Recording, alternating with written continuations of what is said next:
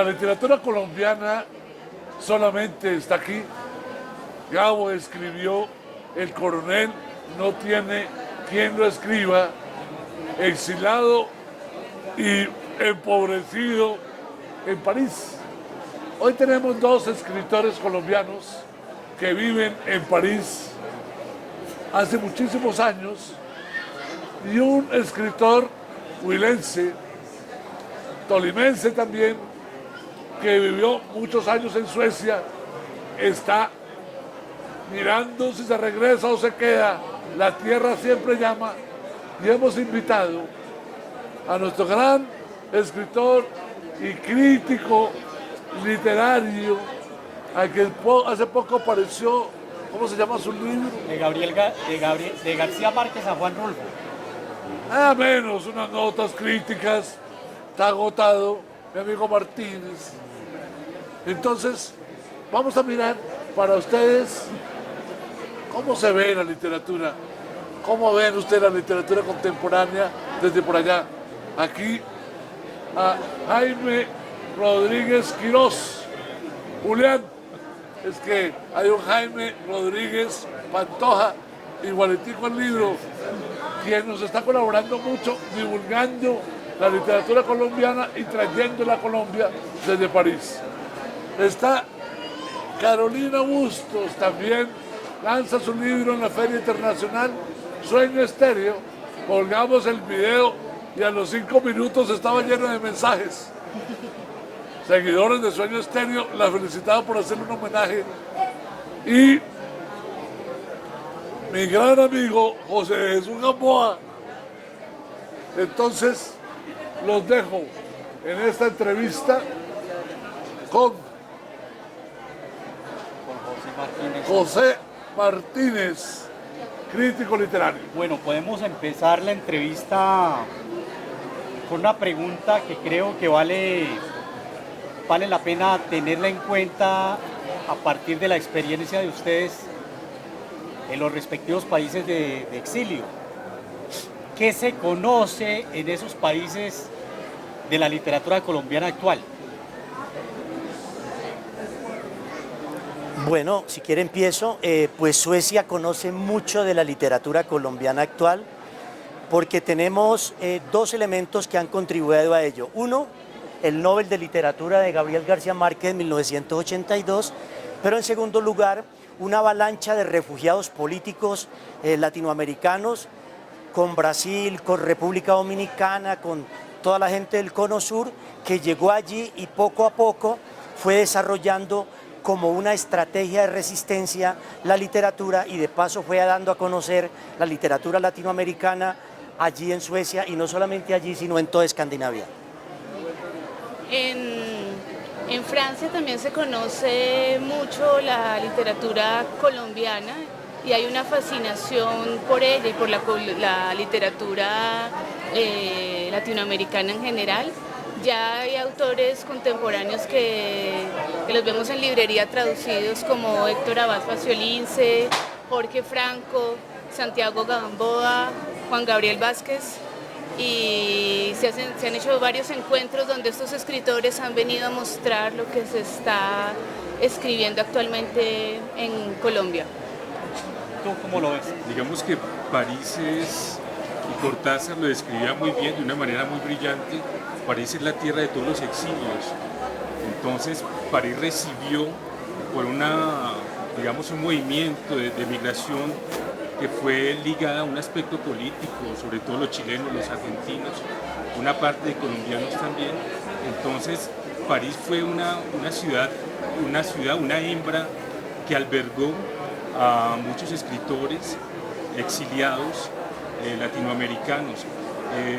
Digamos que el exiliado, una pregunta es cómo el exiliado, cómo el escritor latinoamericano puede seguir creando en París y bajo qué imaginario puede seguir creando. Entonces digamos que el inmigrante, el exiliado que vive en París, se creó un mundo alternativo y ese mundo es la literatura, la escritura es una tierra de exilio, ¿sí? Digamos que la nostalgia, el desarraigo, el destierro necesita una tierra alternativa, esa tierra alternativa es la escritura. Entonces esta escritura nos permite precisamente tener un poco de sosiego, un poco de esperanza. Y como decía Carolina, hay una fascinación por la literatura latinoamericana y efectivamente está el realismo mágico, que es una referencia en toda Europa y que gracias a Gabo se creó todo un estilo y se creó toda una etiqueta sobre la literatura latinoamericana, y el lector francés es fascinado, el hombre tiene una maravilla sobre este tipo de escritura. Bueno, pero la pregunta es, toda esta buena cantidad de autores colombianos, latinoamericanos, de una generación u otra, pero vivos todos, que se quejan de la orfandad de lectores y la orfandad de amigos en otras partes, porque un lector es un amigo del autor. ¿Llega esa literatura de editoriales independientes a Europa o hay que buscar alguna cosa? Yo pienso que en este momento hay una coyuntura favorable para aumentar ese caudal de contacto. Es la gran inquietud y deseo del mundo europeo, asiático y africano de aprender la lengua española. Hay un auge de la lengua española en el mundo. Es una de las de mayor interés, y a raíz y arrastrando el aprendizaje de la lengua viene la literatura. Me parece que es un buen momento para que las pequeñas editoriales, los pequeños escritores muy desconocidos, los primeros intentos que se están haciendo aparezcan en ese mundo y lleguen hasta allí, porque mucha gente que está aprendiendo el español quiere leer las novelas, la poesía, el teatro, etc. Me parece que ese es un elemento clave que hay que relacionar. Bueno, desde el punto de vista generacional, aquí hay una variedad, digamos que hay generaciones muy diversas. ¿Cómo han hecho ustedes para asimilar el asunto de la influencia literaria, ahora que con la muerte de Gabriel García Márquez tenemos una gran expectativa por saber qué es el realismo mágico, cómo se manifiesta en la literatura y cómo han hecho los escritores para eludir la influencia de García Márquez en su obra?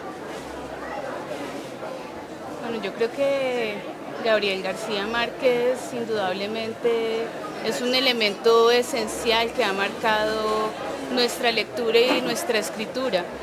Pero más allá de él y de todos los grandes escritores del boom latinoamericano, nosotros estamos, los escritores de mi generación, estamos confrontados a otras realidades, y más cuando estamos fuera y vivimos en otras ciudades, damos cuenta de esa realidad.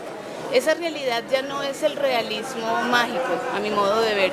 Creo que el realismo mágico nos ha dejado una huella, pero estamos trascendiendo en ella, porque ahora hablamos de las ciudades, hablamos de esos seres emigrantes, de esos seres que están viviendo un proceso de transculturación, de esos seres biculturales que se tienen que enfrentar a nuevos diálogos, a nuevas lenguas, y a partir de eso están las nuevas fuentes de creación literaria, por lo menos para mí.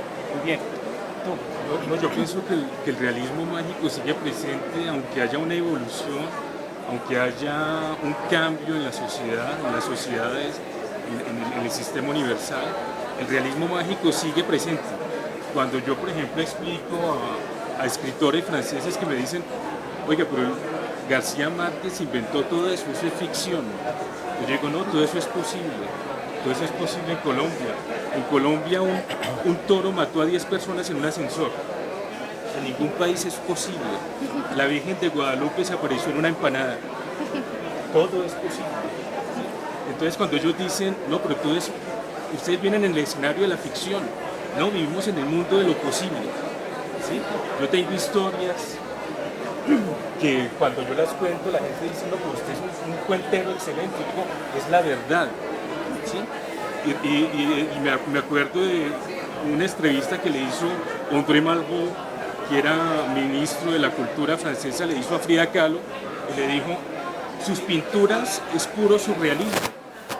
Y ella le dijo, tan estúpido, eso es todo lo que yo viví. ¿Sí? Entonces yo pienso que el realismo mágico, aunque evolucionemos, siempre está presente, en todo caso mi escritura siempre está presente. ¿Sí? Acá, cada rato vengo a Colombia para nutrirme, para alimentarme de ese realismo mágico. Yo voy a las plazas de mercado y yo digo, vivimos en el mundo de lo posible. Se dice que la literatura es la gran mentira que muchos creen. ¿Sí?